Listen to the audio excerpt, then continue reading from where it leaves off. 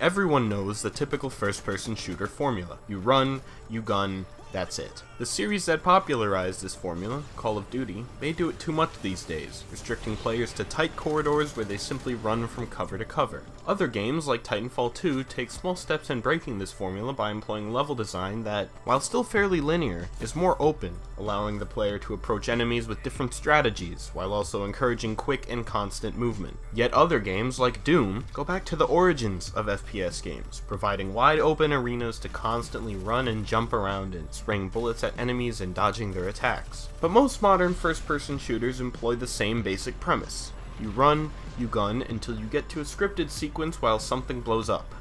There's one game that flips all of that upside down, Peter Imaniki's Superhot. It does the exact opposite of other single-player first-person shooters, emphasizing strategy, trial and error, and planning ahead over simple running and gunning, while also introducing a unique and fresh time manipulation mechanic and creating memorable gameplay instead of memorable moments. So, let's take a look at why Superhot is the most innovative game I've played in years. That's a line from the game itself, a clever but somewhat self-congratulatory phrase that ties into the game's story. It's true, however. Superhot really is one of the most innovative games I've played in years. It takes FPS games, a tired and extremely formulaic genre these days, and flips them on their head. The core mechanic, being time only moves when the player moves, is one I can't say has been in any other game. Certainly not any other game I've played. It came at a time when other developers are also beginning to slowly shed the now decade-old formula, but where those games go one step forward, Superhot goes 10.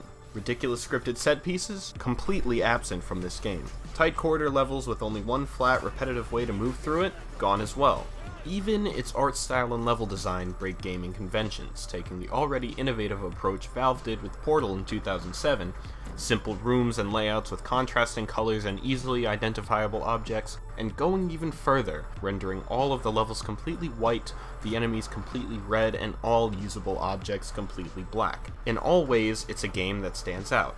Superhot breaks every single one of these conventions. It encourages a style of gameplay completely missing from most first-person shooters. Even the freshest, most unique FPS games of last year, Doom and Titanfall 2, still encourage extremely quick, fast-paced movement with a focus on running and gunning. But Superhot doesn't do that. Instead, it encourages players to take their time with each stage, carefully planning and rehearsing their next moves. The game puts so much emphasis on this that trying to speed through a level will result in almost immediate death.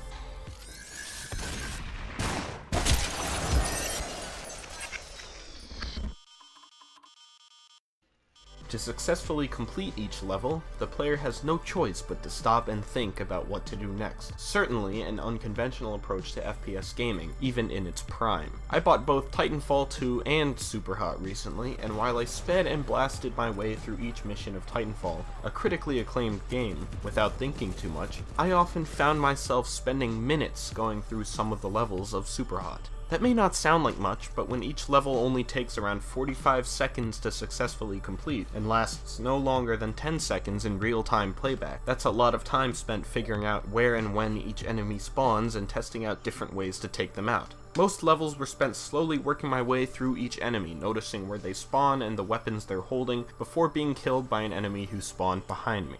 Then I would try again, this time killing the enemy I didn't see, and then getting killed a little bit later. The cycle would repeat until all the enemies were killed. Rarely does a game encourage this level of trial and error. The only game I can feel like I can compare this to is once again Portal, which also places a significant amount of focus on trial and error.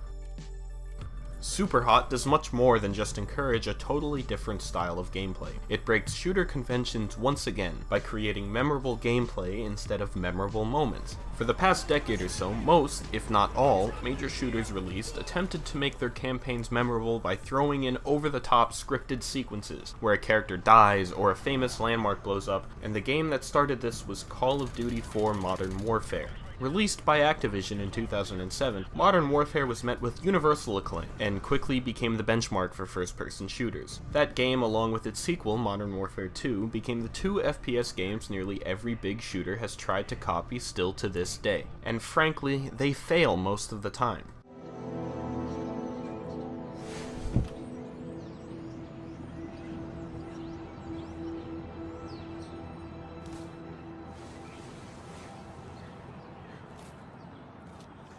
Over the years, in attempts to make the player feel more like a badass, and to make campaign modes feel more cinematic, first-person games began to take more and more control away from the player. Take a universally loved campaign like Call of Duty Modern Warfare 2, one of the games that set the standard for FPS games for years to come. What are the most memorable moments from that campaign? When I think of the most memorable moments, I think of the snowmobile chase, the airport mission, Ghost's death sequence, etc. But upon reflection, one will realize that all of those moments are scripted sequences that the player has no real control over. Sure, in the snowmobile chase, the player can literally control the snowmobile, and in the airport mission, the player literally controls the character. But is there any way to divert from exactly where the player is supposed to go? Can the player take different paths in the snowmobile chase, or try and kill Makarov and his allies in the airport mission? No. Doing so will result in death, and the sequence will have to be restarted from the most recent checkpoint.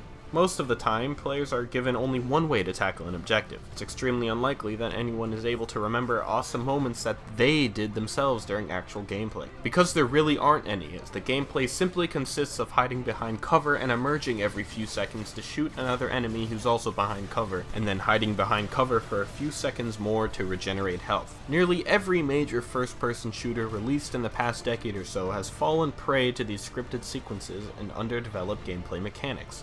Superhot has no scripted sequences. It has no regenerating health, in fact only one shot will kill you, and every level allows the player to defeat enemies in many different ways. The player always has complete control, and that's why it has memorable gameplay rather than memorable moments, and why other shooters only have memorable moments. In a Call of Duty or Battlefield game, when a memorable moment happens, it's time to just sit back and watch. The player rarely has any actual interaction with these moments, apart from the occasional QuickTime event. The player can do nothing but just sit there and wait for the next mission to load up. But in Superhot, the player creates the memorable moments through the gameplay. Instead of the game forcing players on a specific path to make them feel like a badass, Superhot's gameplay is set up in a way that a player can feel like a total badass while still having complete control over what they're doing in the game. First of all, since the levels always take time to figure out and complete, the player always feels a strong sense of satisfaction when each level is finished. In hallway shooters, where each mission is often repetitive and mindless, that sense of satisfaction is missing, because the player didn't overcome any sort of challenge. Secondly, once each level is completed in Superhot, players can watch a real-time playback of their run. Most of the time in these playbacks, the player looks like a total badass, dodging bullets, getting headshots left and right, jumping over enemies, and so on. When I was playing through the game and came to these real-time recordings, I didn't just look like a total badass, I felt like one too. That's because I did what I was seeing. I got those headshots, I dodged those bullets, and I jumped over those enemies, not a scripted sequence I had no actual control over. And based on the criticism games like Call of Duty and Battlefield get for their campaigns, and the immense praise Superhot has received, I don't think that feeling is exclusive to me. The memorable parts of that game are not scripted sequences, but what the player does in the game with their own volition. Memorability through interactivity seems to be one of the principles behind the development of Superhot. While the meat of the game is its satisfying gameplay, there is a story to connect things together, based around an online chat room discussing a game titled Superhot.exe. The story itself is nothing special, but what's interesting about it is how it's presented. While other games would just show players the conversation, Superhot forces its players to type when it's the main character's turn to speak, to make the conversation progress. While the players only hit random keys and the game writes a message itself, it's an interesting effect nonetheless that puts players in the main character's shoes instead of keeping them as outsiders looking in. The interactivity extends to beyond just the chat room. There are moments where the fictional creators of the game within the game keep the main character trapped in a virtual prison cell and force the protagonist to jump around and do tricks while degrading phrases are yelled at him. Yet, through all this, the player is still in control of the protagonist. The game is making you do tricks, and it's yelling degrading phrases at you. And towards the end of the game, the protagonist has to attack himself. Once again, the player is in control, and you have to attack yourself. The player is always fully involved and is not just a passive spectator during these moments in the story. The immersion and sense of involvement this interactivity creates takes an incredibly cliché, simple story and makes it memorable. Another developer, Valve, utilizes the same principle in its games, although with much better stories, never taking control away from the player even once, which is one of the reasons why their games are so memorable and universally acclaimed. This is yet another major similarity Superhot has with Portal, although it's expandable to Valve's other games too, and not just this one.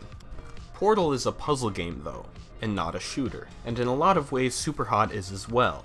Its design and focus on strategy and trial and error is more like Portal than, say, Call of Duty. In both games, every level is its own self-contained room, and it's up to the player to navigate it effectively and explore all of the options available. In Portal, the player needs to know exactly where and when to place a portal, and oftentimes it takes multiple attempts and a lot of trial and error to complete each test. In Superhot, the player needs to know exactly when and where to move to avoid an enemy's gunfire, and it usually takes multiple attempts to figure out all of the right moves to complete a level. There is one key difference though. Portal, except for some specific moments, is a very laid-back, relaxed type of game and gives the player as much time as needed to finish each test. Superhot is not. It takes the elements discussed earlier from Portal and combines them with the high adrenaline action first-person shooters are known for. So ultimately, Superhot is a hybrid of two very different game genres, which is what makes it special.